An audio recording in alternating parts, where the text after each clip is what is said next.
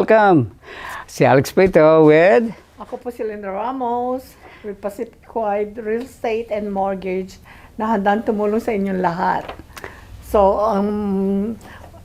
selling, buying, yan po ang mga ino-offer namin sa inyo, and also refinancing sa itong company namin.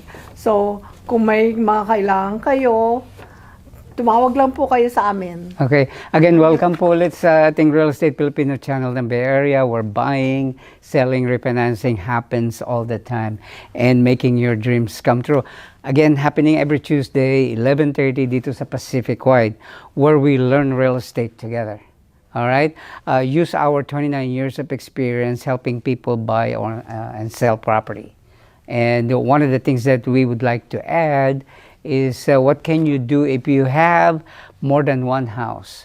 If you have, let's say 2, 3, 4 properties, and Yeah. I mean, one of these days you might think about selling one of them, or maybe you need to buy another one.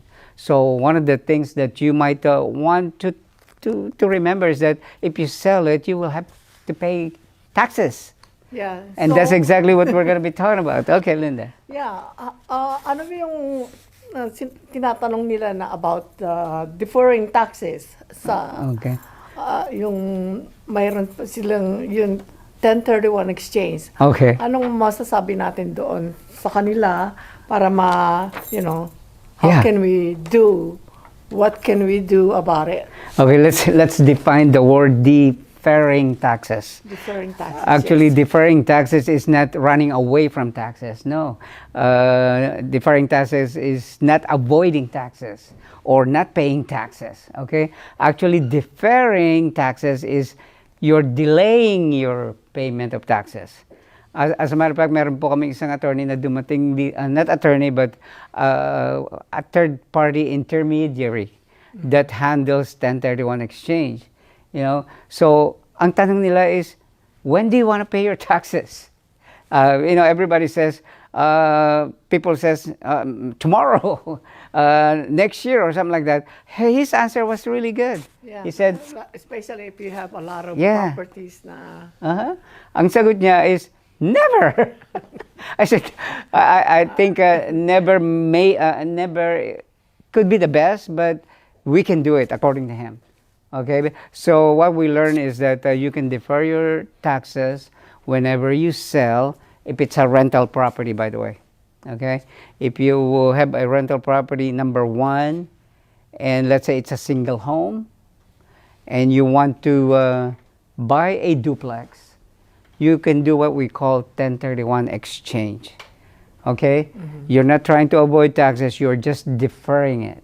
You're moving it from that first house to the second house.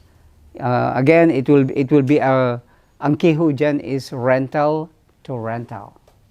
Okay? If it's a rental single family home, now you're buying a duplex or a fourplex, that is okay.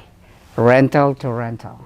So what happened if binenta mo yung bahay or yung rental, if it's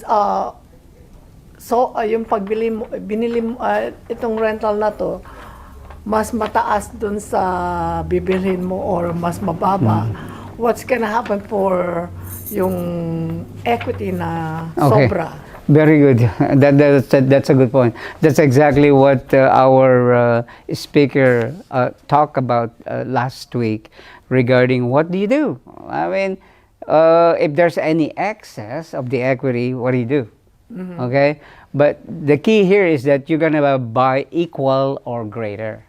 Okay? Kung binenta mo yung bahay ng 1 million, okay, you have to buy 1 million or higher. Oh, higher. Now, if you sold at 1 million and you bought only 800,000, yung difference na 200,000 is taxable. Oh, okay. You have to pay Uncle Sam taxes on the gain of 200,000.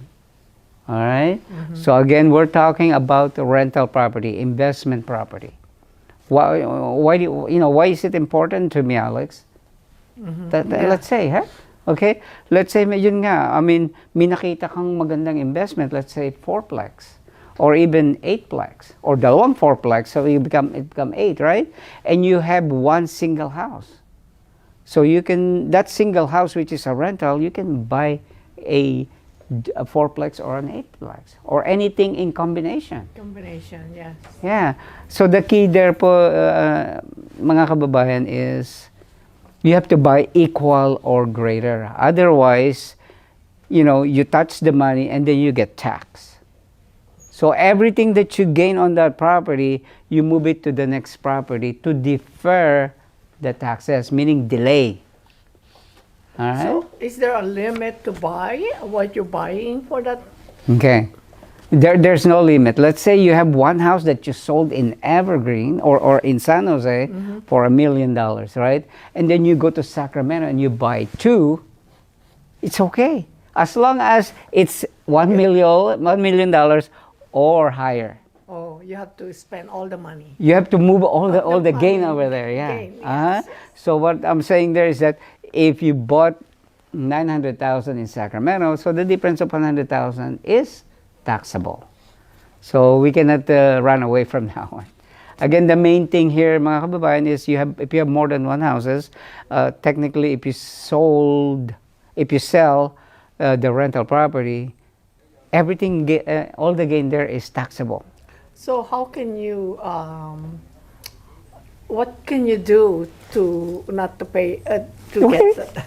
Not to pay, okay? Not to pay. What about the word there? Not to pay. I mean, you have to pay, but what can you do? Okay, I think let's use another word: eliminate. Eliminate. Okay, Yes. we can do it. We can eliminate that taxes. Okay, so here's the thing: you bought that. You already get that property. You exchange it, right? Okay, and you did, and that is, if you want to eliminate it, you have to move in that property. For You how have long? you have to live there for 2 years. Oh, 2 years. Yeah, 2 years. 2 of the last 5 years is the key. You have to live there 2 of the last 5 years, and then now you can use your exemption as a homeowner because it become your principal residence. You are exempted 250,000 single. You can deduct that to your equity. Okay. And now if it's married, then 250 and 250, that's 500,000. Wow. Okay. So let's say the Sacramento, the one that you exchange is 1 million, right? And then You have to move in there for you have to move in there for least 2 years. 2 years. And then let's say you sold it, for 1,250,000, and you're single, still free, because the gain's only 250,000. Oh, okay. Yeah? That's good. That's good. Now, if you're married, you cannot use the 500,000 because you only gain 250. 250 only. All right? Okay. So isa po 'yan sa mga tools na na kailangan malaman ninyo, because if you sell your rental, if you didn't know about this, you are in for paying Uncle Sam a big amount of Big tax. amount. Yeah, yeah. All right? So- And you can do it more than once, okay? You can do it every 2 years until you decide to move into that last property and live there for 2 years to take advantage of that capital gains tax exemption. All right?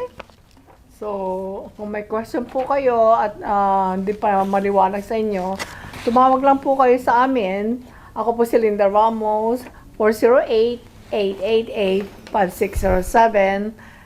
Yeah. We keep it simple, mga kababayan, and we will let you understand before you make your move.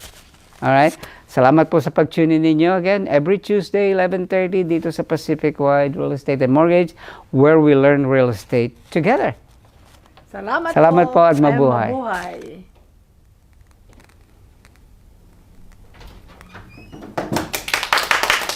Salamat.